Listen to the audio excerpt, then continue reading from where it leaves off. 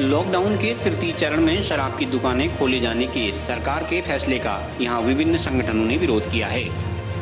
महिला संगठनों के साथ साथ जिला बार एसोसिएशन ने भी केंद्र और राज्य सरकार के शराब की दुकानें खोलने का विरोध किया है। बार एसोसिएशन के अध्यक्ष एडवोकेट गोविंद भंडारी ने कोरोना महामारी के बीच शराब की दुकानें खोले जाने के आदेश की कड़ी निंदा करते हुए इसे बेहद असंवेदनशील फैसला करार दिया है। उन्होंने कहा कि बीते 1.5 महीने से शराब नहीं पी रहे कई लोग इसे छोड़ने की स्थिति में थे, लेकिन सरकार ने फिर से दुकानें खोलकर कोरोना महामारी के खिलाफ लड़ाई को कमजोर करने का प्रयास किया है।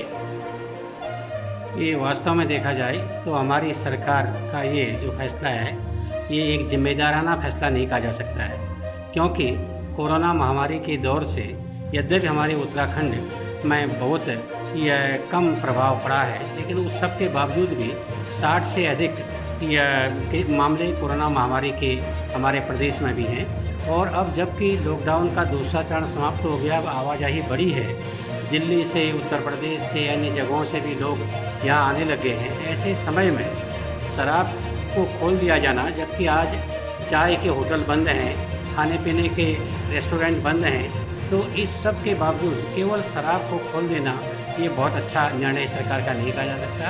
इसमें यद्यपि यह सरकार की एक मजबूरी रही होगी, क्योंकि यह अधिकांश राज्य सरकारों के पास शराब एक आय का जरिया है, लेकिन इसके बावजूद अगर हम ये देखें कि इसको हम लीगलाइज कर दें और इसको एक महत्वपूर्ण या आवश्यक सामग्री मान के चलें तो ये ठीक नहीं है, क्योंकि शराब के बिना भी लोगों का जीवन चल रहा था। जितने दिन ये लॉकडाउन को 1.5 महीना हो गया है, उस बीच सब लोग बिना शराब के रह रहे थे। यह एक अच्छा, इसको लोग अनुशासन पर्व के रूप में मानकर अपने बुरी आदतों को छोड़ सकते थे, लेकिन सरकार ने केवल टैक्स के लालच में ये शराब को जो खोला है, ये इसका दुष्परिणाम यह सामने आएगा। और विशेषकर इस समय महिलाओं और परिवार के लोगों को, छोटे बच्चों पर बड़ा दुष्प्रभाव इसका पड़ता है। आज हम देख रहे हैं, कल के अखबारों में ये समाचार था कि 1.5-1.5, 2-2 किलोमीटर शराब के लोगों को ये लेने के लिए लोगों की लाइन लगी थी,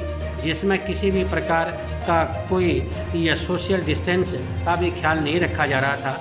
ऐसी स्थिति में इससे ये प्रतीत होता है कि राज्य सरकारों को सामाजिक बुराई का निदान करने के बजाय सामाजिक बुराई को प्रसारित करने का जो निर्णय लिया वो ठीक नहीं है। हम तो ये भी चाहेंगे, आम जनता से भी हम ये अपील करेंगे कि शराब जैसी चीज़ जो आपने छोड़ दी है, क्योंकि ये आवश्यकता नहीं है। जैसे भोजन आवश्यकता है, खाना, मकान आदि की बहुत आवश्यकता है, लेकिन शराब के बिना तो जीवन आराम से चल सकता है। और राज्य सरकार को ये सोचना चाहिए कि शराब से अगर आमदनी हो भी रही है तो इसका बहुत बड़ा लाभ नहीं है, क्योंकि शराब के दुष्प्रभाव भी तो बहुत पड़ेंगे।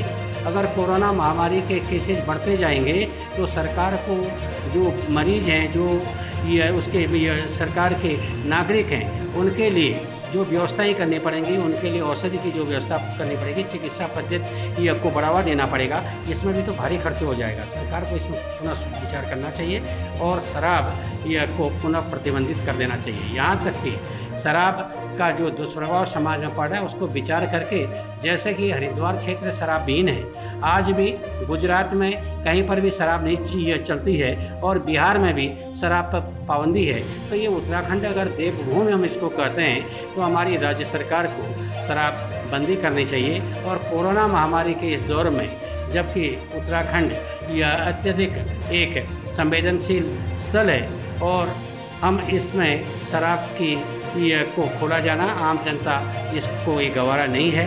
और अगर आप देखें तो शराब के बारे में लोग कहते हैं अधिकांश लोग शराब पीते हैं, ऐसा नहीं है, क्योंकि अधिकांश आबादी में 50% तो महिलाओं की आबादी है और 25% बच्चे हैं और 25% जो पुरुष वर्ग है, तो उसमें भी कई लोग तो नहीं पीने वाले भी हैं। लेकिन इसके बावजूद भी सरकार का यह निर्णय बहुत गलत निर्णय है और इसको वापस। CCN न्यूज़ के लिए सुष्मिता थापा के साथ सुरेश पांडे की रिपोर्ट।